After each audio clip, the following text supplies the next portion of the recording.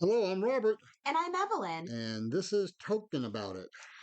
And this is our three-part series of us finally finishing, technically, Return of the King with the appendices. Um, we uh we didn't want to do all of the appendices. I'm going to say that right now because a lot of them are maps and timelines and talking about how the languages works, which is really cool, and we are going to address that at some point on this podcast.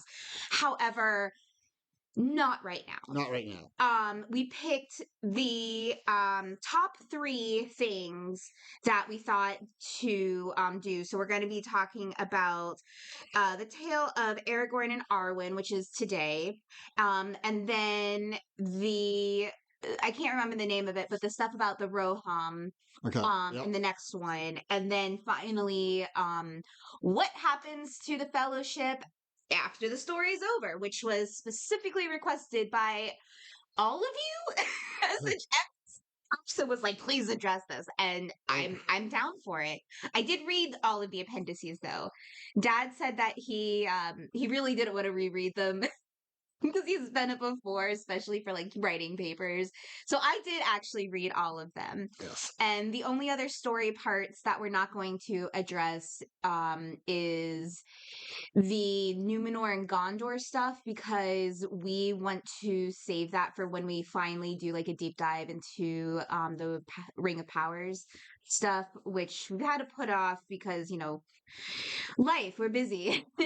And I still technically haven't seen the last Right. episode, even though I know it happens. And And then for Durin's folk, we're gonna save all of that stuff for when we do the Hobbit, which is next and coming.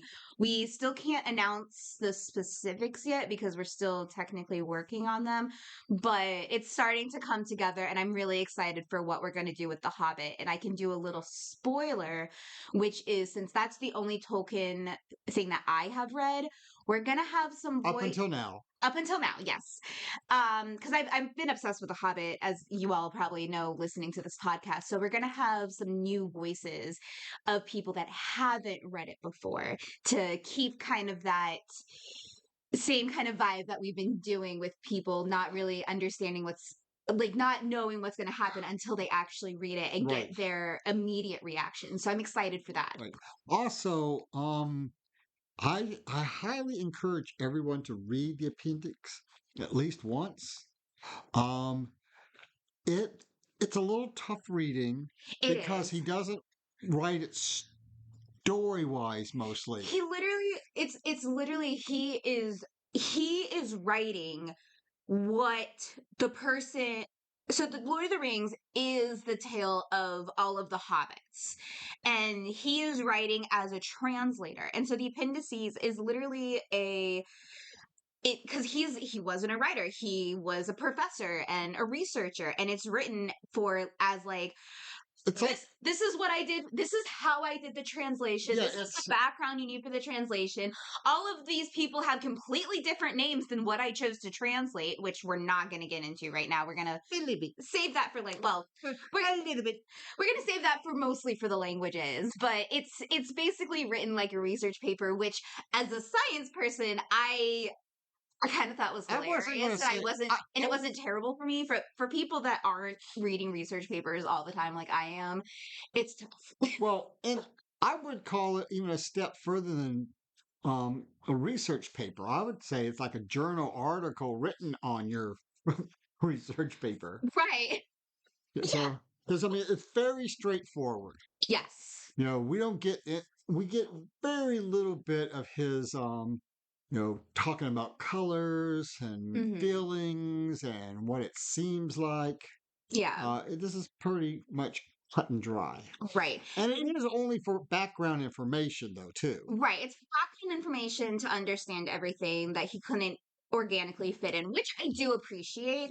But this fully proves our theory that we've been saying, that he is a Time Lord.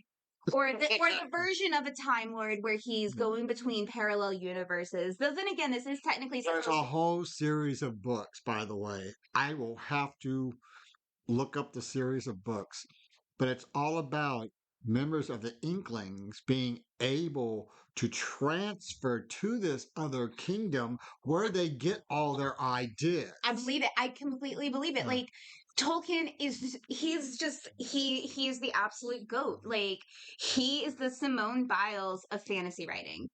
That was Like weird. what? That was just a weird Simone Biles is an icon. simile.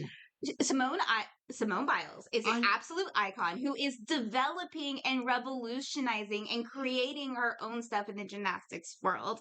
And okay. it's relevant.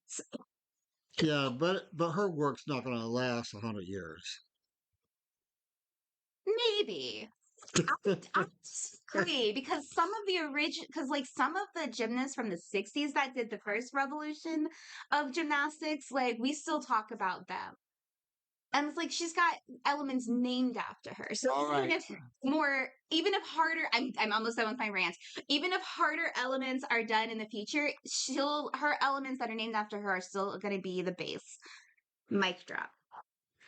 At least I didn't do the Taylor Swift reference because the rant would have gone longer. Evelyn, if, okay, listeners, if Evelyn does not delete this, just know she does so with my protest. All right, so Specific appendices are we talking about today? Let's go back to that. yes, go back to that. So it is Appendix A, Part 5. Here follows a part of the tale of Aragorn and Arwen. Before we actually get into the appendices, there's a little something I just want to mention. Yeah, we discussed this off mic. So he has background for the background information. Well, so I want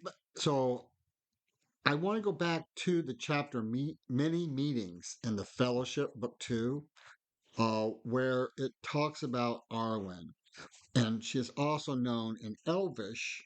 It means evening star. We're not gonna try to pronounce it. Right. Just don't, I guys. mentioned this because in the beginning of the part 5 of Appendix A, Annals of the King, mentions that Aragorn was grandfather of the king, and the king in mention is Aragorn. Yes. Yeah. And so Aragorn's son married Gilranan, who is Aragorn's mother. Gilranan means one adorned with a treasure. Okay, so that's another way to almost translate Arwen. Oh, okay. Okay, so that's another way to say treasure. Okay. Right?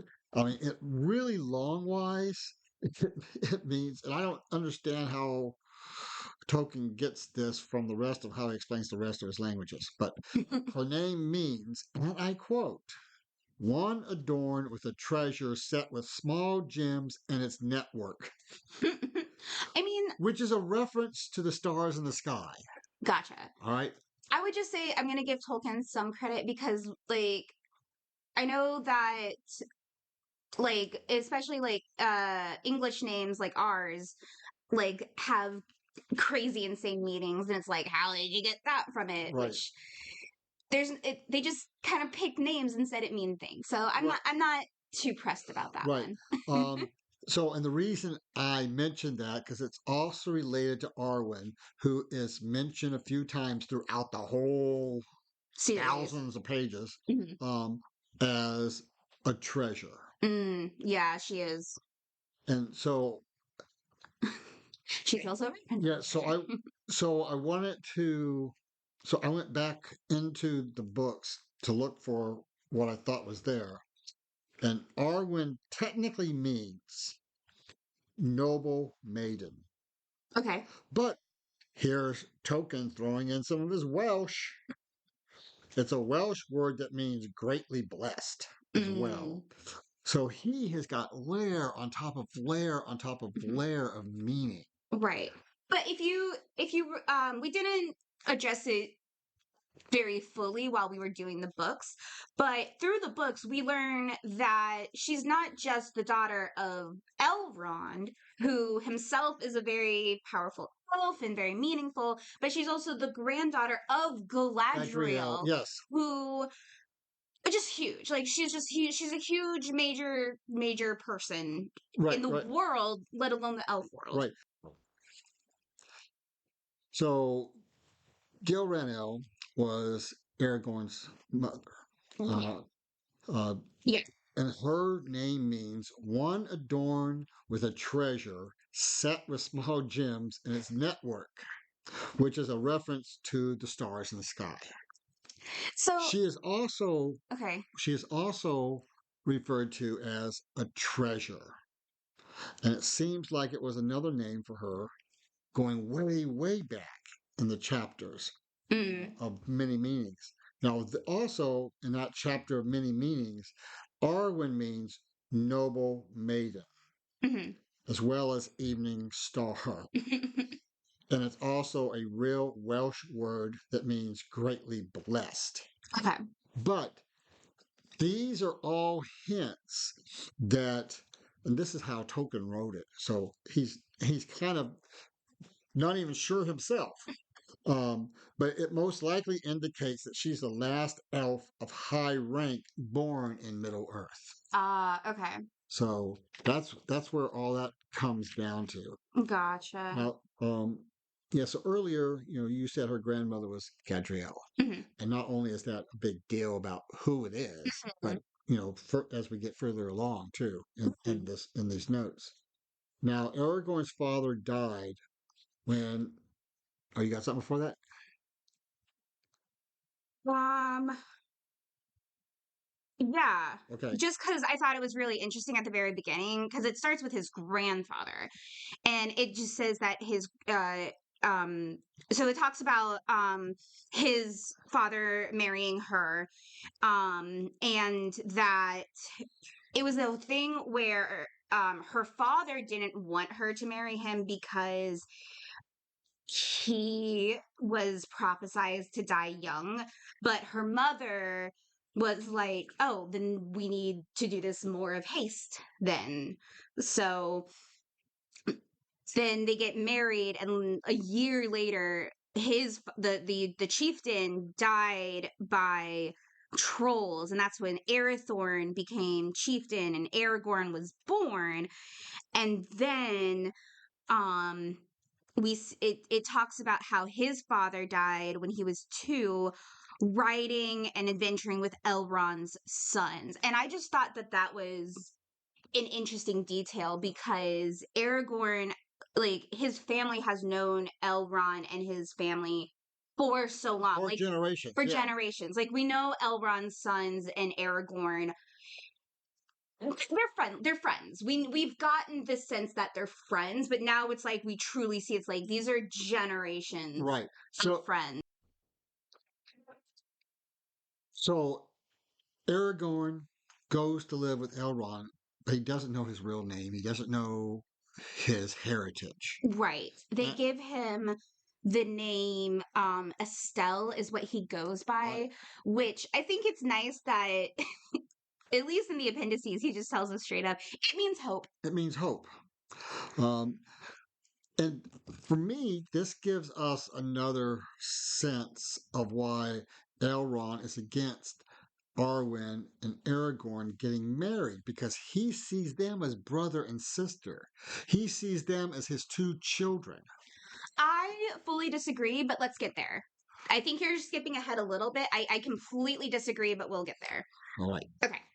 So, because I think it's important to talk about Aragorn's childhood slightly. I mean, it's very quick that they do it, but basically, he hangs out with Elrond's sons, and they're like brothers to him. That I will agree. Elrond's sons and Aragorn are definitely like brothers, and they're going off and doing cool stuff and adventures.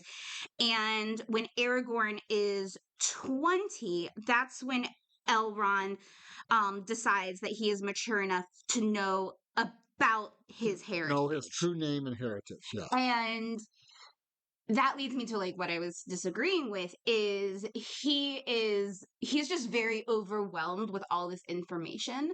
And so he kind of goes off into the woods and is trying to just wrap his head around it. And what comes out is because he's been hanging out with elves, is he starts bursting out into a love song. Right, right. That's Which just I'm glad. This is they the one. didn't This is the one place I'm glad there wasn't a song. right. So he just bursts out into a love song. I would hate to hear a love song that a 20-year-old Aragon would have written. Right, right.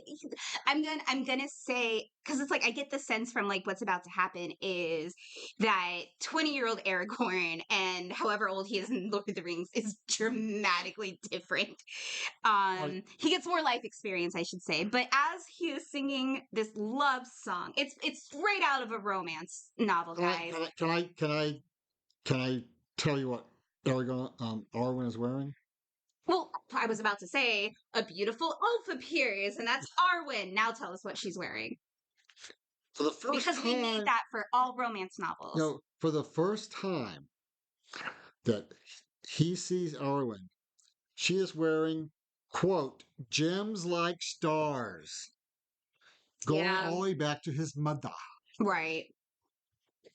I'm gonna say, as in a 21st century lens, it's definitely Oedipus weird, but I understand it's more of a fate and more of a way to like describe a good, noble, graceful woman. So I'm trying not to go like Greek tragedy in my head, but it's there. I just had to voice it, but I'm not gonna go there anymore. Um, But I mean, because it's, but and the reason it's there is to connect Arwen with being a noble person again, because his mom's a noble person. So in his mind, he's going to think of look noble, having having look like she has stars around her as right. being noble. Right. And so he sees her. And so, just like Fabio would, he calls after her, calling her by the name of the woman in the love song. And she turns around and she just straight up says, dudes have tried that line on me for years. Like, she just shuts it down, like, picking up, like, basic elven pickup line, Right. guys, apparently. Like, But so go ahead. well, so okay, this is why I love young Aragorn because like absolutely no game because he just blurts out, "I'm the king of all Middle Earth." Like I can just imagine him like because this is all going through his head right now. He's trying to contemplate what's happening. He sees this beautiful woman and he kind of just blurts out, "I'm the king," and I imagine it with hit like a voice track with like no game at all, just as smooth as chunky peanut butter, guys. Right. Well, And and and as I said earlier, Elrond. So now Elrond warns Aragorn of what is coming, well, and Aragorn's mother warns him of his love. I'm not. I really have more because this is so funny to me. I have to talk about the details. I know you didn't want to get too much into the appendices, but this is why I wanted to do a single episode because I had so much to say. So, because I'm truly not done. So when he blurts out, quote, "King of most of Middle Earth," which I think is just a hilarious way of phrasing it, but then says it's still not enough for someone like her. And again, I'm just getting cheesy romance novel, but she actually kind of laughs instead and like kind of finding this enduring and charming. And she tells him like, "I'm Elrond's daughter, so I guess we're distantly related since his like great whatever was also an uncle or whatever." Um, and he says, "I've been here for a while, like not 18 years, and I'm bros with your bros. How have we not met?" And she says, "I've been visiting my mother's mother, who we know is Galadriel, and like staying in her realm, which is Lothlorien." And so that's why I was saying at the beginning that I disagree because while he was raised with Elrond's sons, he was not raised with I her. know. I'm just, but I I'm saying in I Elrond's mind. he sees them as his children. I I don't fully disagree with that statement. I do feel that he sees them both as his children, but I think he's come to terms with Aragorn's tragic human fate, which is eventual death, even for being so long lived. And he can't, and he loves all of his children so much that it must have been very hard for him to come to terms with that for Aragorn. And to think that his daughter, who seems to be his only daughter, and like you said, like is like the treasure, the last of noble elven birth, and all of that, like that would greatly distress him too. And that's what we get the um from everything is, and later on in here, that um like he tries to kind of warn Aragorn off, being like, you're not good enough for her yet, kind of thing. But in my mind, it all comes down to he can't bear the thought of losing another child to this tragic fate. So, as I said earlier, his mother warned him of his love for Arwen. Yes, it's love at first sight, and his mother just, he sits down with his mother, and his mother is just straight with him, being like, loving an elf is absolutely tragic.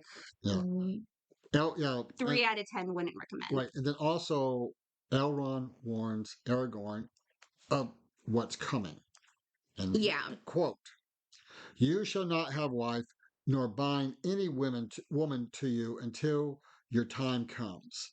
Arwen Hmm. is far above your station," Yeah. basically.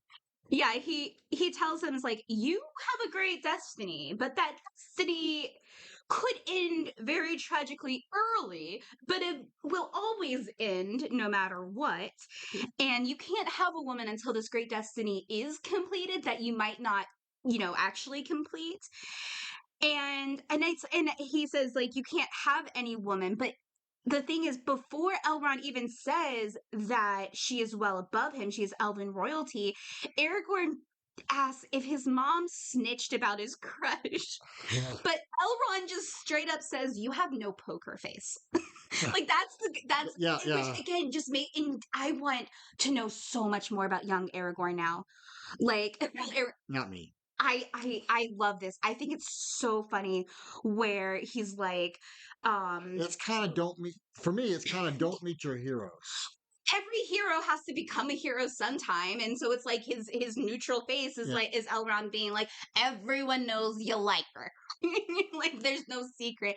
And to me, that's very endearing. I don't know, it's more like, I loved Aragorn, don't get me wrong, I absolutely adored Aragorn in this series, but knowing that, like hearing about his flaws and him having to like work on those flaws and get that experience and go out into the world, that's very endearing to me personally. I tend to be very character driven when it comes to stories. I uh-huh. want to see where they came from, what they do, how they, like, their motivations. And so for me at least, that's why this really endeared me to him. But he he gets like kind of, like, emo's the only word I can use for it. He gets a little emo, and Elrond just like cuts it off and just goes, "Let's just destroy evil first, okay?"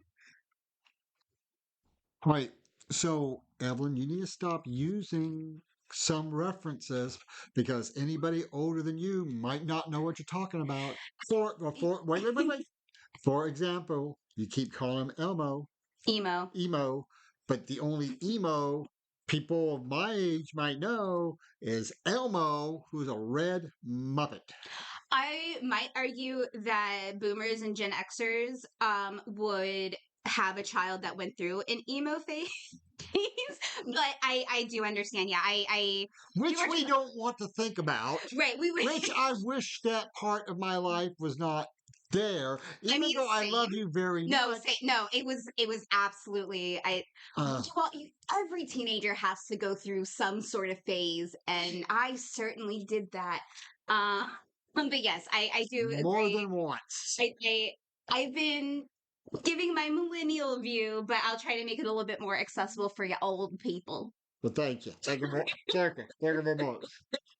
Uh, Um, so Aragon then spends like 30 years Yeah. out in the wilds and battling the evil. Right. Uh, And at this point he becomes friends with Gandalf, who is directly credited with helping him become more wise.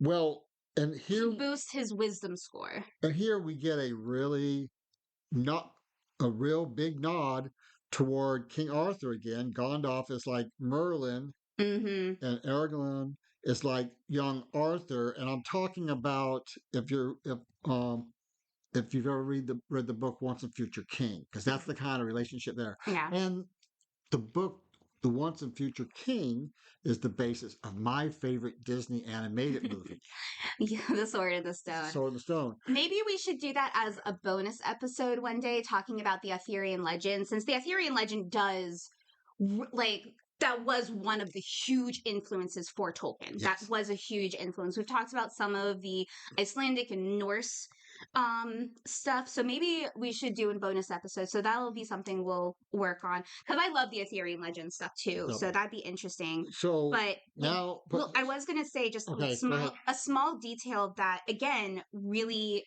I really liked was there's just a single like two sentences where he did a lot of fighting and work for other people like under them under different names to gain experience. So he would conceal his identity, and he kind of did a work from the bottom up type thing to gain a lot of different experience.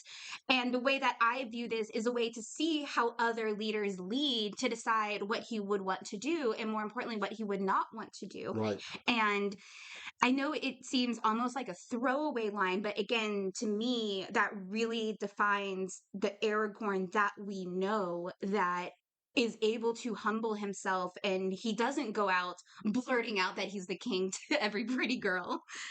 Just that one. But I think it's very interesting that it talks about how he took everything seriously. Like, yes, he was madly in love, but he understood that there was also another part that he needed to do as well with his great destiny. And so he did take it very seriously and really wanted to and really wanted to help others and like Middle Earth. Like he really took the fact that it's like, I'm king of most of Middle Earth, like to heart. Um, but after, you know, like adventuring, he needed a little spa day, and he ended up in Lothlorien and with Galadriel. And guess who's there? Arwen was there too. And he is matured into a man. Well, and not only that, And I love this where it says she stood there as still as the white tree. because she's like, okay, he matured nice. Like That's not how I read that. well, I read it as he had a Matthew Lewis / Neville Longbottom type glow up. All right. So this is here. I want to read two paragraphs from Paul H. Kocher's book, Master of Middle Earth. Can I say one quick thing real fast about that one paragraph about her looking at him? It says that she fully fell in love at that moment, and she chose her doom is what it says. Okay, yeah, She so chose love and she chose her doom. Continue. okay, so this is what Kocher writes. Tolkien has so drawn the characters of the lovers as to make their obedience entirely in character without detracting from the allure of marrying Aragorn, which will mean that she must surrender her immortality as an elf and become a mortal being whose soul at death will be separated from the souls of her people while time endures and perhaps eternity. She will do it, but she owes it to her father to fulfill his conditions before taking the hardly imagined parting step. Mm-hmm. On his side, Aragorn has many reasons for respecting Elrond's wishes. Mm-hmm. He has been saved since infancy and trained by Elrond, incurring a heavy debt of gratitude, and at the same time, feeling for him something of an affection due to a father. Mm-hmm. Moreover, Aragorn is a man who, as later developments will show, has a strong sense of the importance of authority, propriety, and law. And it is by these principles that he governs, he himself becomes king in the end. He knows that if he expects his subjects to obey him freely out of respect for these principles, he must first learn to obey them himself. It is unthinkable that he would urge Arwen to run off with him into the woods without her father's consent, or perhaps even with it. Aragorn realizes that to ask Arwen to marry him is to ask her eventually to accept her own death. Right. And that goes along directly with my notes um where it talks about how she desperately wants to be with her father and her family. She has deep love for them, but she has already chosen mortality. And Elrond deeply, deeply grieves that his daughter would die. And again, that goes back to what I was saying earlier, where I feel that Elrond, again, does feel like Aragorn is one of his sons, but has already had to come to terms with him being human and the eventual fate of humans. And the thought of losing another child is completely unimaginable. And he does try to convince Aragorn to let Arwen go. I found that that was very an interesting way that they kind of phrase it, where he wants him to let her go as though he has completely entrapped her. But I do like how it does kind of very firmly say it's her choice too. Like, she has made this choice as well, not just him convincing her, which I think is really sweet. So, knowing this now, Hmm. you understand that Elrond understands Eowyn's infatuation with him. You mean Aragorn's infatuation with him? Aragorn's no, Wait, okay, we're gonna restart that sentence because I don't even know how to edit this right now on the mic. Sort of Aragorn understands Eowyn's affection. yes, We're sick, guys. We're sorry. Okay, that's not recording, is it? it is recording. Oh, Didn't want to stop because I had no idea where to like try to edit this. okay. I did So, not want to try to edit that moment. I'm sorry, guys. So yes, Aragorn understands Eowyn's affection towards him. that will not be returned because the same thing kind of is happening to him, even Right. though the affection's there. But we're Right. also talking about hundreds of years now. Not quite 100, but decades. Uh, Absolutely yeah. decades. Okay. The only reason I say that is I did the math later. Okay. But yes. Well, and then also, but Elrond also says she will not be the bride of any man less than the king of both Gondor and Andor, the Yeah. North Kingdom. Right. Now, the North Kingdom was founded by the Rangers Hmm. um, toward the end of the Second Age, Hmm. and it produced what then became known as the Rangers, which Hmm. Aragorn was a ranger. Right. I do want to say there is it does mention that it's like he did live, like his mother lived with Elrond and the elves throughout her life as well, but she eventually returned to her people. And he would still visit her, and he still had a good relationship with his mother. And when she knew she was near death, she called for him to visit. And while she passed away before the events of the Lord of the Rings, she told him that she loved him and that she completely believes in her son. And that he was able to kind of have that moment with her of that other parental figure saying, I believe you're going to be able to do this. I believe in you. I love you. You got this. Which I again, I think is shows Aragorn's the way he does affection in the Lord of the Rings, where he tells people the truth, but also what they need to hear. Which, like, he tells Right. Frodo, you are strong. your heart is in the right place. He tells that to Sam. He's able to encourage others. He doesn't lie and say, "Oh, you're amazing." No, he tells them it's like what they're amazing at Right. specifically and what they need to hear at the right moment. Right. And even with with that in mind, it makes it easier to accept that Aragorn tells Legolas and Gimli that the hobbits, the two hobbits, Hmm. have their own path to go now. Hmm. I mean, Yes. instead of him wanting to run after them to protect them, he's like, well, That's they're on their own path now. Yeah, they're on their own path and they need to continue it in their own way. Yeah. So so then it's immediately the events of Lord of the Rings. And so we don't get a recap of that. Just that he becomes king and Arwen his queen, and they're finally able to marry. No, And they have some beautiful children. And it says that at that while youth was still while he still felt useful, it was at 6 score years that he finally felt old. So that's 120 years. So at 120, he's like, I'm starting to feel my age. Um, and so later, when he knew it was his time, he started to prepare their son to become king as well as yeah, for his death.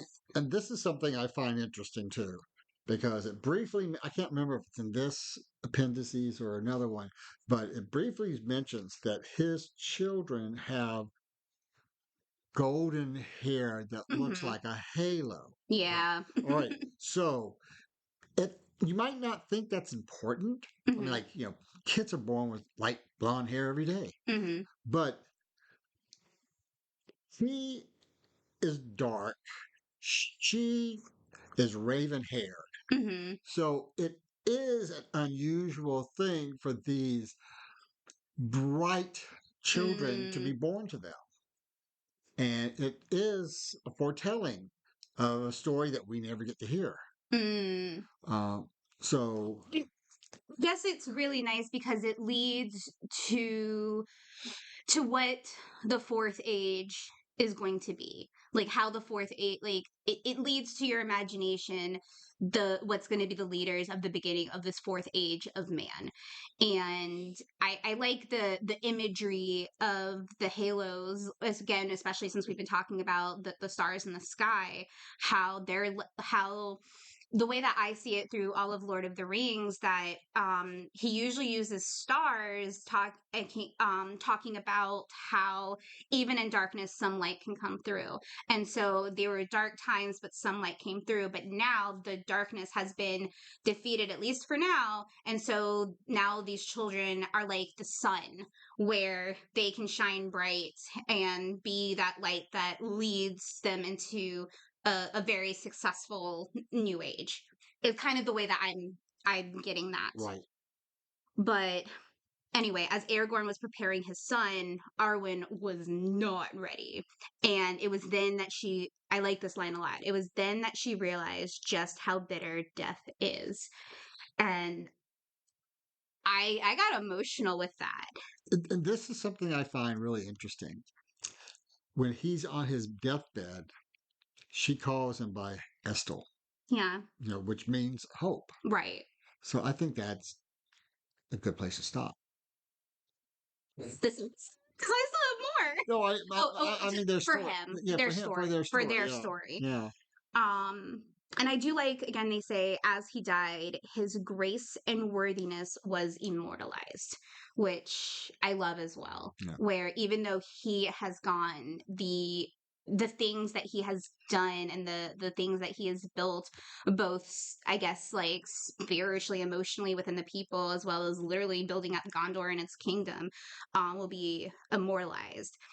Um, and so it says that Arwen, she left her children to kind of run things, and she left alone to Lothlorien, that is now completely empty because all of the elves have now left. Right. That all the elves have Um, gone to Grey Havens. they've gone to the Grey Havens, and so it just ends where she spent several years alone and then died. And I'm like, that's sad. And I think that Tolkien did that very intentionally, where it's still a beautiful love story, and she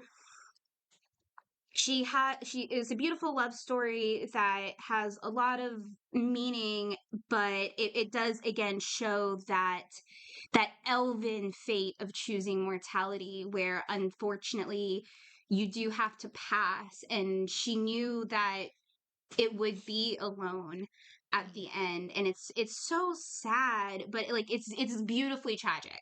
Right. And it's also interesting because, one reason Tolkien started even writing these Mhm. is that he wanted to create a mythology for his people. Right, You exactly. know, and so what he's doing is he is giving the reason that hobbits aren't around anymore, Hmm. elves aren't around anymore, we don't see dwarfs anymore. Right. He's, you know, all all of that is beginning to, you know, move us towards just humans being the only intelligent race Right. on Earth. Right. So, yeah, so that's a Yeah, that the others have, like, either like the hobbits, where they have intermingled enough with humans, where we have parts of that, which we're definitely part hobbit, and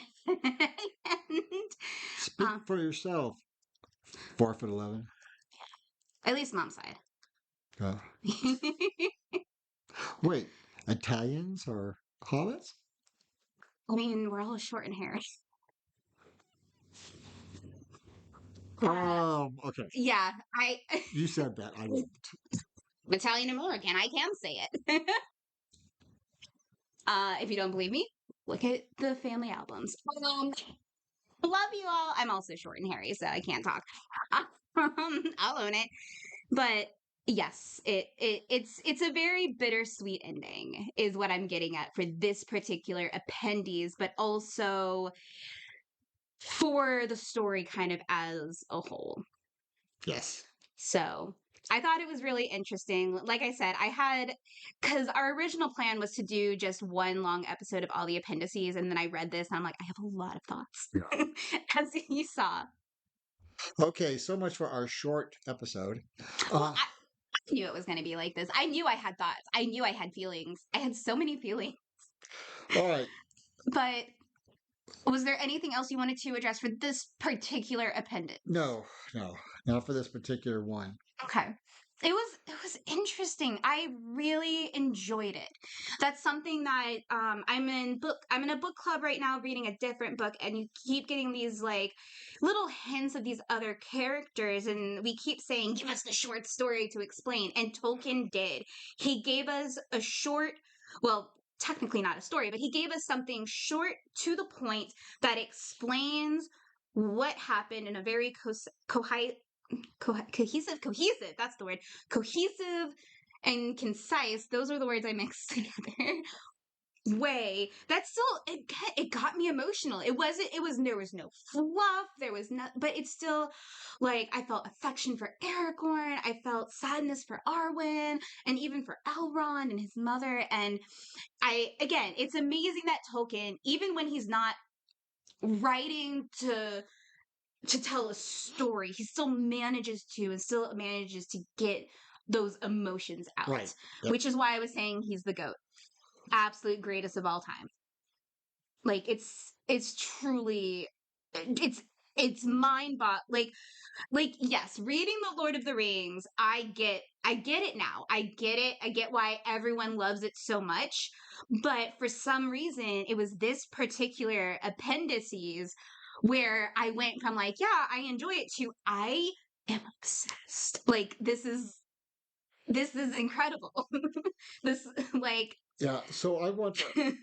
I'm going to throw something out there oh that you no. don't even know is you don't. You're not even expecting. Okay. So I have a strong opinion about something, and this is the best place for me to talk about this. Oh no. Okay. There are two types of Dungeons and Dragons players in my mind. Okay. Those who have read Tolkien and are trying to recreate that story for their characters. Mhm. And then there are murder hobos.